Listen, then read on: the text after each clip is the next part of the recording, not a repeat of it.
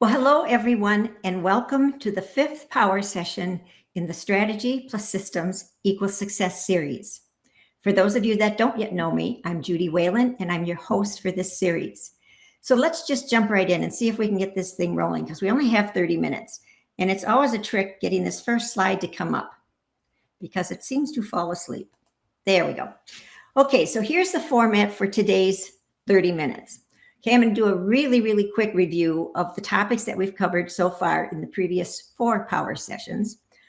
I'm going to give you the list of today's topics that we're going to cover. And then towards the end of this, I'll show you the links for the 2 free gifts. There's one new one, so hopefully you'll click on the new link and download the new free gift.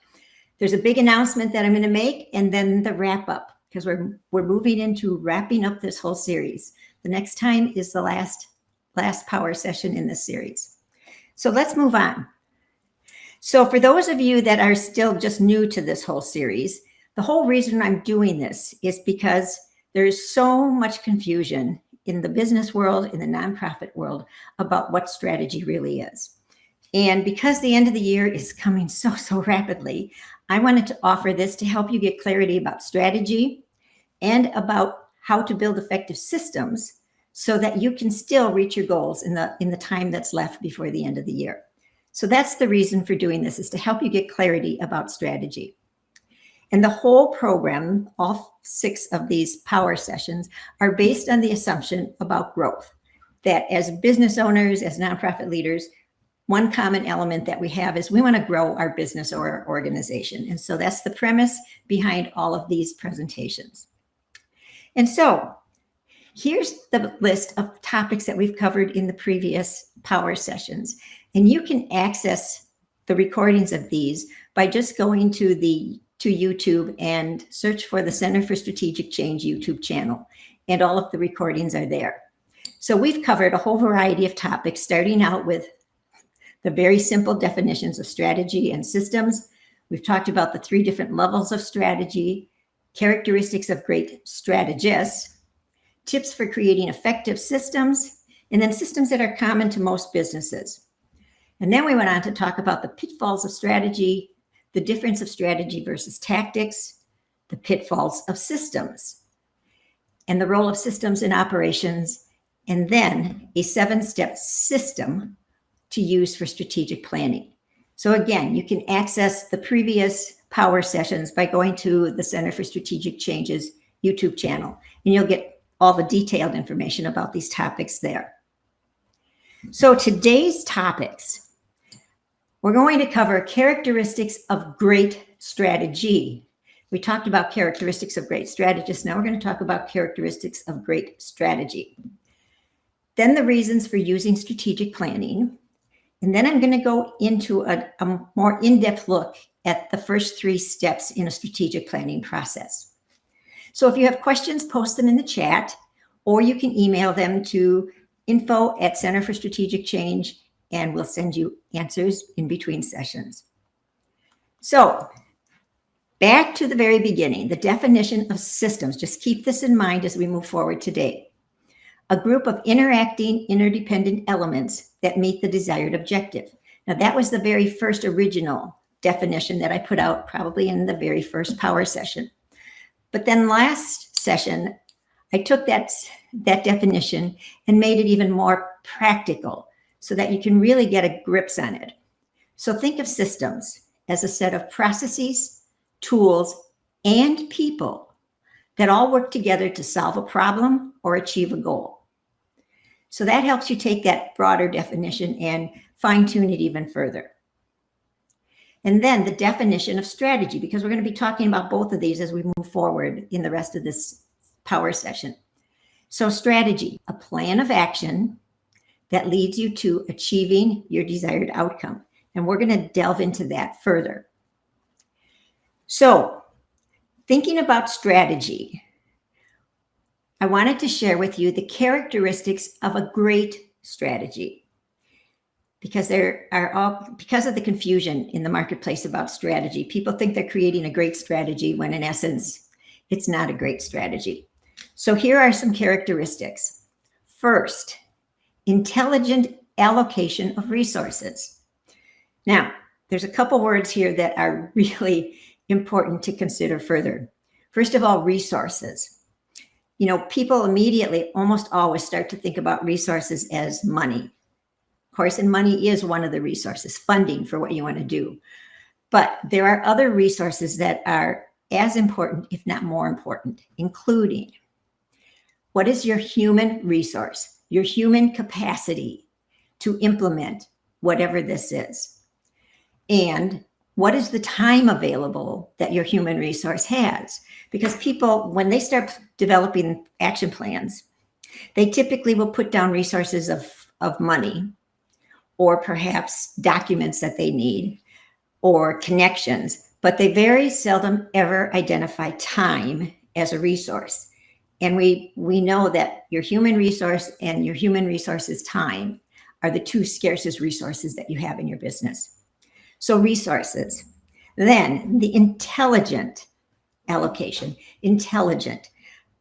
And I just want to expound on this for a moment, because what I sometimes see happening is when people are creating their strategy and developing the action steps to implement this, there's a lot of conversation and discussion that goes on.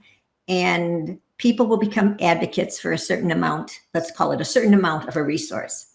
And others may argue against that. And at some point, sometimes what I see is people just get so fed up with the discussion and trying to make their point that they just give in. And giving in is not necessarily an intelligent allocation of resources. Build your case for what resources you need. State it clearly. Be intelligent about how you ask. That's what I mean by intelligent allocation of resources. So another characteristic is you need a system for the activities, a system of activities. And I wanted to share this action planning worksheet with you because this is something I use with my clients. You don't need anything fancy or expensive. This is a simple spreadsheet that I created in Excel. You could create it in Google Sheets. But what it does is it tracks what your key strategic initiative is.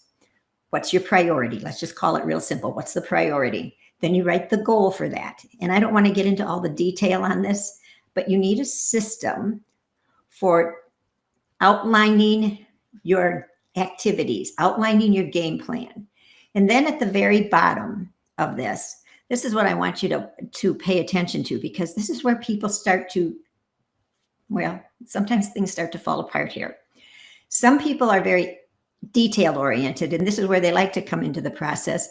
And those people who are visionaries have a little bit more struggle down here. But for every single key strategic initiative, you're going to write a goal. And each goal may have several objectives, and those are all details that I don't want to dig into right now. But you have to have, and you have detailed action steps that you develop for every single objective. And working it across, you don't just write the action step. You identify who's the person who's going to be the champion for that action step, who's going to make sure that it gets done, that progress is being made. Who else needs to be involved? This is all that thinking about how are you going to implement. What resources do you really need? This is where you talk about the time, the human capacity, the money, the documents, the relationships, whatever it is that you need. What's the start date, end date? And then you identify what is the outcome measurement. How are you going to know that you achieved the action step?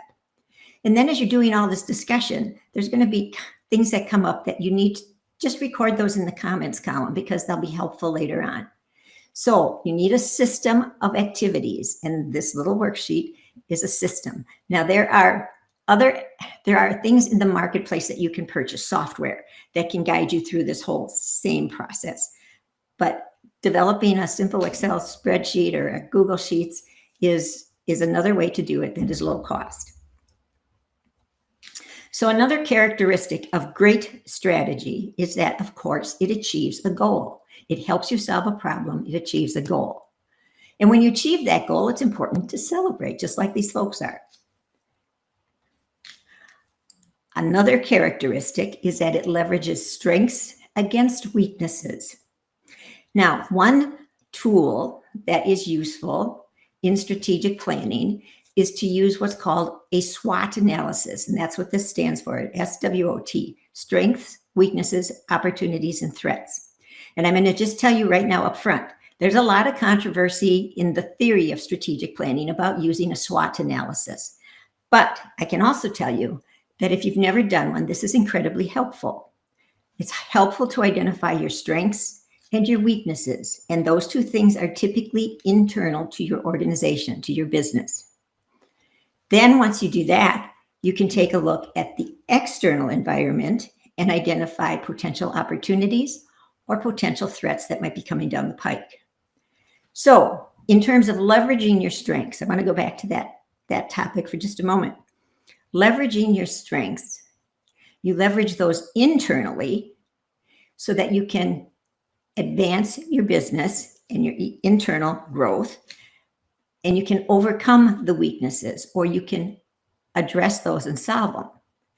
But the real beauty of knowing your strengths is that you can use your strengths externally to give you a better competitive position in the marketplace.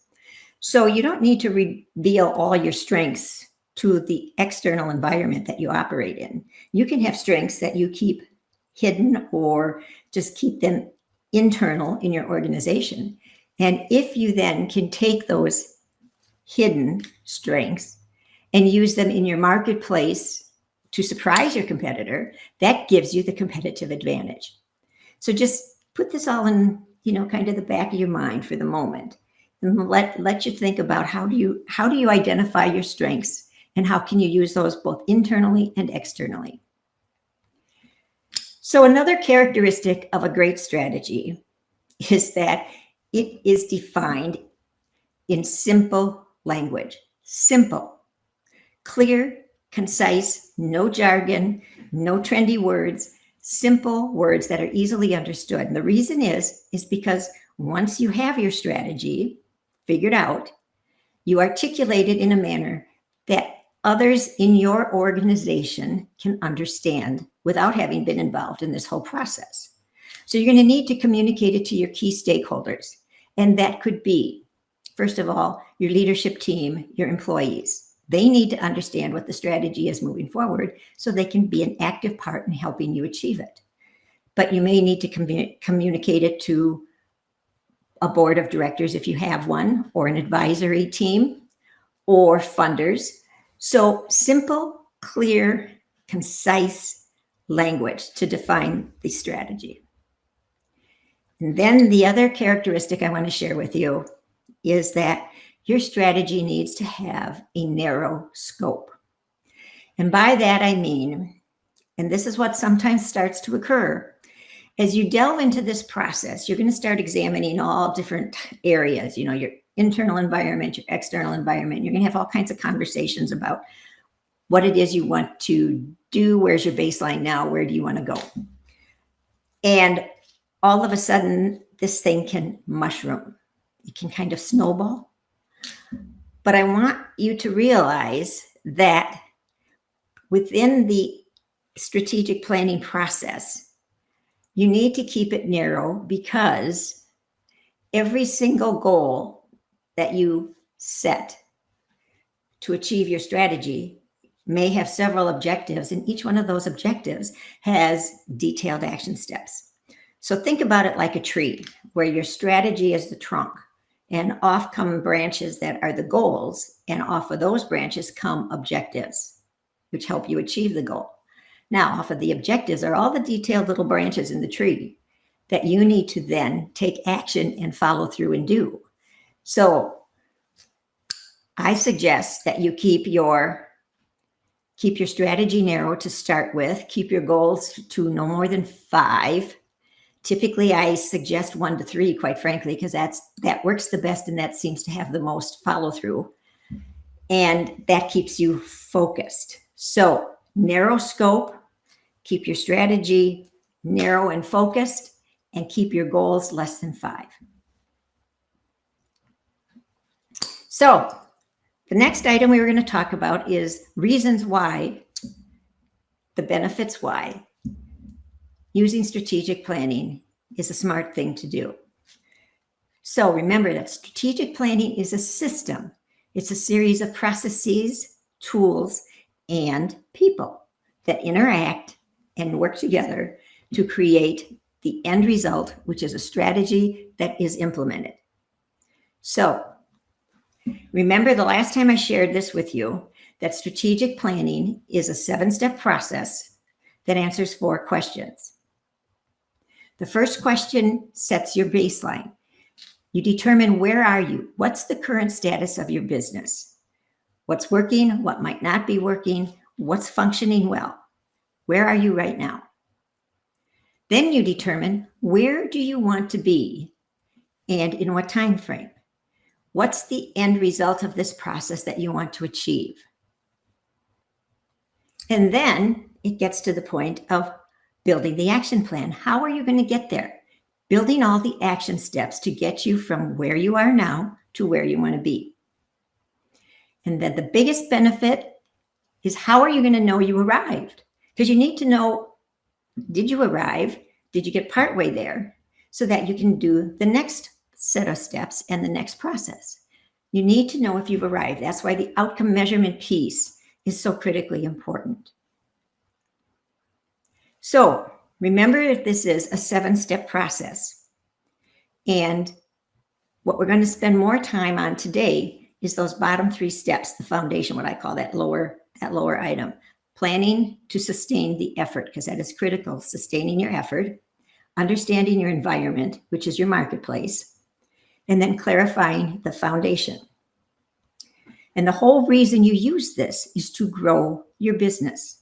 It keeps you focused. It's a simple process that you can use and follow and just work out all the individual steps. So let's move on, and we're going to talk about those first 3 steps.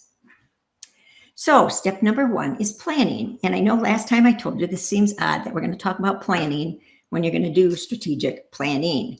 But this is a critical part of the whole process. And those of you who are really involved in project management understand that planning is the first step that you do before you jump into a new project. And it's the same with strategic planning. So the planning helps you to identify who needs to be involved. How deep in your organization do you want to go? Do you have employees that you want a representative of? Do you have board of directors, advisory boards? Who needs to be involved to help you get the clearest picture of your organization and where it should be in the future? When is the best time for you to actually do this? Keep in mind, you don't want to do this when you know you have a busy season, because you don't want this to interrupt a major production cycle. You also don't want to do this when you're in a crisis. When you're in a crisis, you need to focus on addressing that crisis. That's not the time to do strategic planning. That's called crisis management. Address the crises.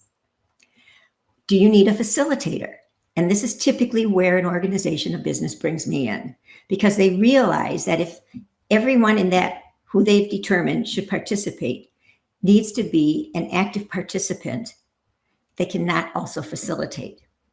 As a facilitator, your role is to keep the process moving, to be the devil's advocate, ask questions that haven't been thought of, watch for the dynamics of the group, and also watch the clock, keep things moving. If you're the participant, it's like dividing your brain in half and trying to think on 2 different levels at the same time. And it's very difficult. You can't participate fully as a participant. So my suggestion is get a facilitator. What do you already have in your possession that could be considered part of the documents, the information you need for market research? And this is just an assessment of, what do we have? And then once you know what you have, then you're in a position to decide, what else do we need? So take an inventory of what you already have. And then, how do we maintain our financial stability while we're also doing this process?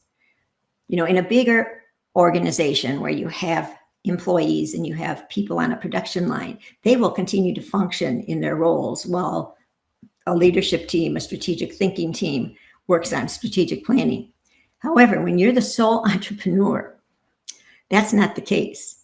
Is you need to carefully think about, how do I take on this strategic planning process and devote the time to it that's necessary for it to be a valid process, while also making sure that I'm still serving my customers, getting cash flow through the door, marketing my business. So figure out, how do you keep the financial stability going? And what's the timeline? Now, typically, in most organizations, businesses or nonprofits, I'm suggesting to them, get this thing done in 3 months. Don't drag this out longer than that. Because what I see happening is the marketplace is changing too quickly these days. And you could have spent all this time developing your strategy, and your marketplace could have changed if you're letting this drag on for 6 months, or sometimes groups will try to do it over a year and it's way too long. You can easily do it in 3 months if we just plan correctly. If you're a sole practitioner, a solo entrepreneur, you may be able to get this done in as little as 2 weeks. It just depends how you can allocate your time. So the next step then is understanding your environment. Okay, this is the market research phase. So the first thing you need to do is think about your business in the way it interacts in the external environment. And these are all just potential pieces of your external environment. Certainly you're going to do some research on, how are you interacting with your competitors? Where are you in the marketplace compared to them? But then there's all these other elements: your customers, your community, what politics is going on that could impact your business, what's happening with the economy, or are there legal issues or legal trends that might be coming down the pike? What's happening with technology? All these pieces impact your business. So do your research. Remember we talked about this the last time. Head to the library. Librarians have vast amounts of information that are available to you. Go to your professional associations that you're probably members of for your industry. Look at industry studies. There's all kinds of places to gather this type of information. So that's the external environment. Now, a lot of times during strategic planning, people get so wrapped up in the market research for the external environment that they really don't think about the internal environment. And your internal environment is as important as your external environment. So take an assessment of what's happening with your employees. If you have shareholders, what's going on in departments if you have those? Do you have senior leadership that, they have their own culture? What about if you had in-house counsel? Boy, that would be a luxury for a lot of us solo entrepreneurs. What's going on if you have a social committee? Because there's a lot of stuff that happens around a social committee that impacts your business. And then again, technology. So these factors all impact your business. And you just need to get a sense of what's happening with them. So here's the SWOT analysis that I talked about before. This is just a simple way to do it. Just draw, quadrant on a piece of paper and go ahead and list your strengths and list those weaknesses. And again, those two things are typically internal to your business. And then you can, once you've done your external market research and even your internal, you can list opportunities that may exist that you could consider pursuing. And also what things might be coming down the pike that you need to be aware of that could be harmful for your business. So those are all parts of the market research. And I know I talked about this in an earlier power session, but there are all different types of ways to get this information. For instance, industry studies and your state and national industry associations are a great way to tap into this type of information. Focus groups. You can conduct focus groups yourself. Best practice studies. Again, your national and your state associations would probably have these types of things. Customer satisfaction surveys. That's the kind of thing that you can do very easily. Interviews. You can even interview people. You could interview customers. You could interview stakeholders, whatever. Benchmarking. What are the benchmarks for your typical type of business? Competitive intelligence, that's a specific type of research in terms of getting what's happening with your competitors. And that's a very specialized type of research, and typically you'll need to hire somebody to help you do that. But there are also a number of other ways to gather information. So these are just a few that I wanted to give you examples of. But the biggest piece, when you do your market research, keep it simple, okay? Keep it simple, because you're going to gather so much information, and then what do you do with it? It's important that you analyze your information. I've seen organizations gather information and then they're so overwhelmed by it, they just put it on the shelf and they aren't using it to actually determine what's happening in their marketplace. And so I want to keep moving because this clock keeps ticking. Clarifying the foundation is the third step. And by clarifying the foundation, I mean getting very crystal clear on your core values. Okay, now core values are those fundamental beliefs that provide the ethical framework for your organization. They also are the norms for behavior, and that's critical when you start having employees. They are enduring and slow to change, and they shape the culture of your organization. So it's really critical that you get crystal clear on what are the core values, because values guide your decisions. Every single decision you make in your organization will reflect a value. And that's really important as you start to think about growing your organization and adding employees. Values also guide behaviors, those norms of behavior.